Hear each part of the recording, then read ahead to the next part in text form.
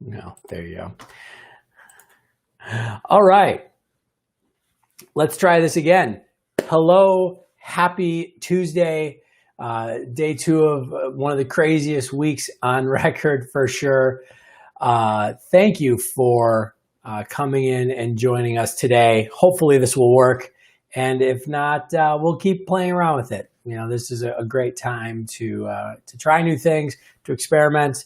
Not all new experiments work as well as you'd like them to. So we'll see how this goes. But thank you for joining me for just a few minutes. And I really did want to just take 10 or 15 minutes of your day today to give you a couple of ideas on how to manage the uncertainty that we are facing right now.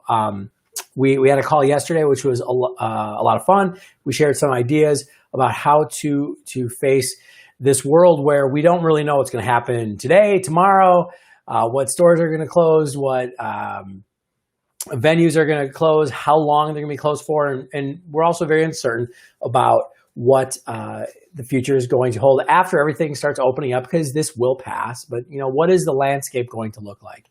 And I was talking with a friend of mine this morning who's also been an entrepreneur and a solo freelance service provider for years. And I jokingly said, hey, this is the world that we've lived in for years. And now a lot of people are also getting some experience of what it's like to not know what is going to happen, to not know what the future holds. And why I think that's important for you to know is that, these are some levels of uncertainty, some things that I've been dealing with for, really the last 15 years. And I've actually developed some tools, some skills, some ways to help cope with that. And so I wanted to share those with you today. I'm going to share three. Yesterday, we talked about the power of building something or creating something physical to help focus your angst or energy, and also create something new. We also talked about embracing the negative challenges instead of trying to fight them. And we talked about how to label your emotions and label your fears as a way to not only kind of wrap your head around them, but also to communicate them more effectively and put them in the proper place. The three I want to share with you really quickly today. I want to talk about how to stretch out the playing field. I want to talk about how to diversify and invest. And I want to talk about how to change the game. So today we're really going to talk about three strategic approaches that you can use to really manage the uncertainty that we're facing. All right, so the first one I think is really important, is to stretch out the playing field. When you are working with uncertainty, the shorter the time frame, the bigger the opportunity of a swing back and forth. So one of the ways that you can really learn to mentally cope with and strategize for uncertainty is to actually lengthen the time horizon you're looking at. And so even right now going, well, gosh, I don't know what's happening today or tomorrow or the next day. That can be really freaky because you don't have a lot of control. You don't really know what's going to happen. But if you ask yourself, well, what is this year going to bring? What is, or even this quarter, the next 2 months, you have a little more wiggle room. The example I would use is when you play blackjack, if you've ever played blackjack, every hand of blackjack is incredibly uncertain.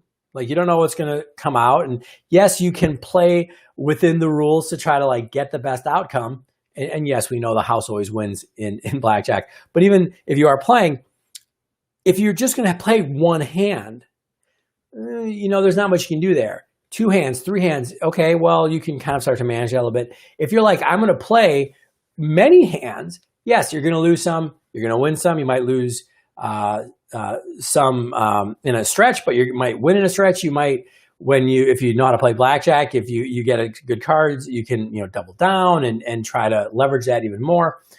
But what's important is that you're playing for a longer stretch.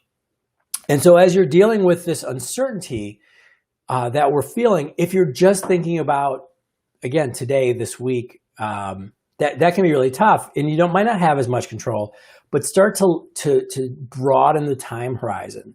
I mean, that's something that for me has always been really important, because I know that I might have a good day or a bad day. I might not be moving in the direction I want to, but I know that I have a lot more control over the long term. And that gets to my second idea for you, which is this idea of diversify and invest. And I could actually talk about either of those for a long time, but I think that they do really fit well together, especially right now. So the first idea is diversification. It's kind of this idea of the multiple streams of income, or multiple avenues or opportunities, channels that you have to make things get done. Now, I'm not saying that you should have multiple forms of income. I mean, that's nice if you do, but maybe you're like, hey, I've got my job and that's what I like doing. That's totally okay.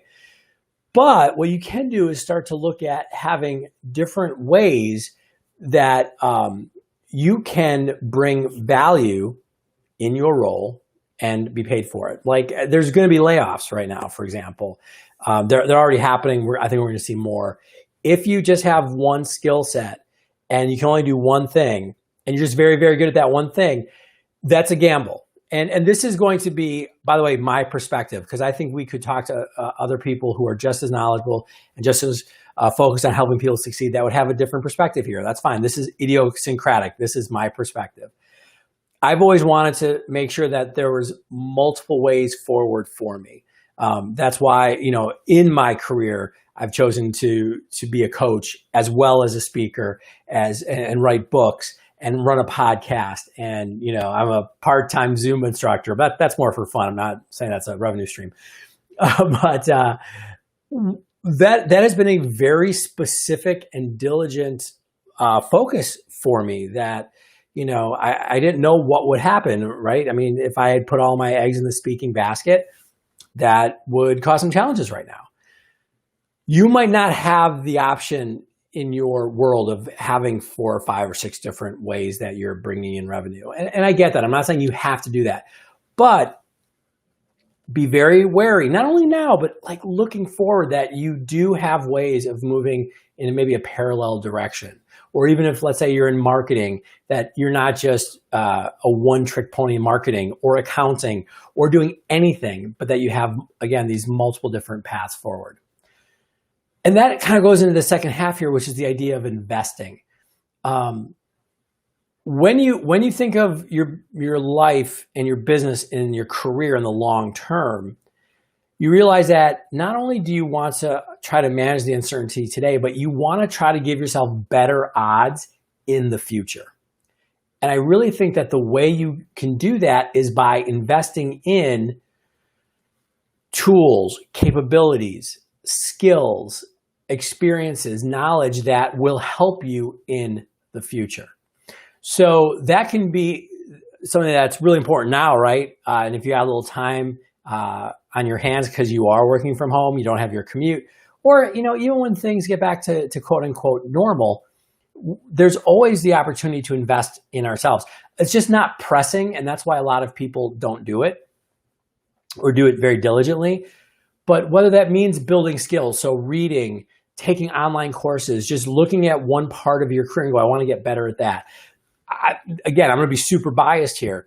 There's a reason why I built my business on networking, why I network a lot, why I continue to build relationships, because for me, that's an investment in the future. I once told one of my coaching clients, I said, networking now is problem solving 2 years in the future, right?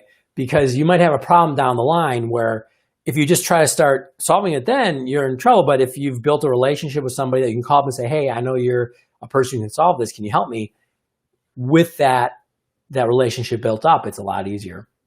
So that's why my wife yells at my wife yells at me. Not really, but she jokingly is like, yeah, it seems to be half of your work happens in a bar. Which is tough right now because all the bars in Illinois are closed. But I'm investing in the relationships. I'm not just hanging out having fun. That's part of it. But I know that if I can invest now for the long term, there will be dividends that are paid to that. So make sure you're investing, again, building relationships now, building skills, building abilities that you can leverage. That can also then help you be more diversified down the line with And that's how you bring value to the market, right? So here's the third idea I'm going to give you. Change the game. So how do you deal with uncertainty when kind of inherent in uncertainty is unknowingness? Like you don't know what is going to happen. One of the ways that I found super valuable throughout my career has been to change the game that I'm personally playing. The easiest way of seeing into this is the idea of success. How do you define success? And there's not a right or wrong answer here, but what I would encourage you to look at is where that definition comes from. And this is something that I learned years and years ago. I was actually reading a book called The Art of Possibility. It's written by Benjamin and Rosamund Zander, I believe. Great book. Highly recommend it. Not a business book at all. Just kind of I don't know if it's a self-help book or philosophy book. I don't know what you'd call it. But I really enjoyed it. And one of the things that they point out, and this has been said in many different ways from many different sources, is that it's all invented. And what they're saying is like your belief systems, so much of them are just invented by your context, by your environment, by the people around you. And they're not necessarily inherently right or wrong, but what you can do, ask yourself is, does this still serve me? And so when I talk about redefining success, ask, is your measure of success serving you? Go back to this idea of going for the long term. Is your short-term idea of what it takes to be of what it takes to really surf this time well, is that definition serving you? Because if it's not, change it. And that's the thing, you have a lot of power, not necessarily to control the world, right? Because you, in fact, have very little or maybe no power to control the rest of the world, but you control your response to it. And I'm sure you've heard some version of that, but controlling your response can be so important. I have an 8-month-old son. His name is Liam. Liam is fantastic. However, there are times, let me be clear. All the time, you don't know what's going to happen. You don't know when he's going to wake up at 3 a.m. You don't know when he's going to be cranky. You don't know when he's going to be like in a super good mood. If you try to, just base how good of a parent you are on just one day, you're in trouble. Right. So I've had to kind of, redefine the game. And some days my definition of being a good parent is keeping him alive, feeding him and, out of harm's way. Right. I'm not trying to teach him any additional skills, just trying to, keep him alive. And that's okay. So again, the more you can realize that in these times, like you might have had a plan for the year about what you were trying to accomplish. I know I did. It's changed, and that's okay. Make sure that it works for you, and then use it for as long as you need, and then change it. I mean, maybe I'll throw this into the next group of 3, but I think you really want to look at what your motivations are internally, right? When you're trying to deal with uncertainty, because external motivations could change in an uncertain world. External motivations can and will change, but internal motivations, you have control over that. It's inside. But you can also change them whenever you want, whenever they don't work. And I'm not saying just flippantly get rid of your incentives, your goals, your visions, but again, make it work for you. And so these are just 3 ideas that have served me well, 3 philosophical approaches to uncertainty. I hope that you can apply some of them now. And I think that even if you look to do the best you can right now and move towards the future, because again, I think more than anything what's happening is the situation we're in and that the world in is really just preventing us from ignoring the uncertainty and lack of control that we have. And that's very unsettling for people, right? We don't like really realizing how uncertain things are. We don't really like realizing how little control we sometimes have as we go through the world. But the world is it never has been, never will be a certain place, a secure place, a place where you know exactly what's going to happen and you can control it. So that's why I think it's so important to build these skills and these philosophical outlooks. And I think that the things we talked about today can help. If there's anything I can do to help you, around any of these topics, even just need somebody to chat with for a few minutes, happy to do that. Please reach out to me. Definitely check out the video that I shared yesterday. You can go through the post from the last day or two that I did, and it'll pop up. It's also on our YouTube channel. If you want to, me to just send you the link to that, please reach out to me. More than happy. Just send me a quick message, or even I'm happy to link up with you here on LinkedIn. So take care of yourself today. Right, we're in day 2, and yesterday was definitely crazy, but now we have to live in this new normal for at least a little while. And again, uncertain to how long that's going to be. But take care of yourself. I'm telling people, be kind, be patient.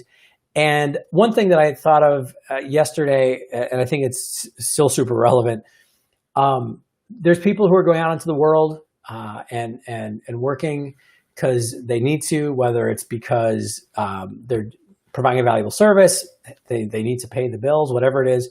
If you're going out, so for example, if you're going out and going grocery shopping in the next week or so, you're going to Walgreens or CVS, whatever's in your area, take care of those people. And what I mean by that is just say thank you, right? If you work at a grocery store, you're a bagger, at a grocery store, sometimes, I think those are jobs that are kind of looked down on inappropriately, but they are, and they're not making a ton of cash. It's not a glamour job, but they're waking up right now with the exact same fears you have, and they're coming to work and making sure that we can eat, right?